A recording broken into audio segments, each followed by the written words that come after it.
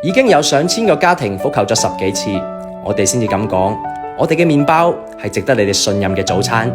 我哋兩個90後嘅麵包兄弟，唔係大廚，亦都唔係明星，只係兩個認真做麵包嘅人。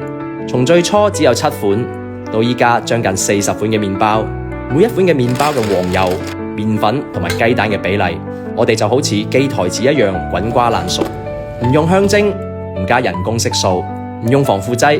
如果多一克嘅糖或者少1分鐘嘅火候，都會影響風味。好多媽咪嘅留言話，你哋嘅麵包終於令我哋唔使每日早上都手忙腳亂啦。亦都有爸爸話，我老婆終於唔使早上6點鐘起床就準備早餐啦。做好任何一件事都唔容易㗎。呢1年嚟嘅線上麵包已經超過3萬人次嘅消費，感謝各位粉絲朋友嘅支持同埋包容。我哋會堅守做麵包嘅初心，真材實料，安心健康。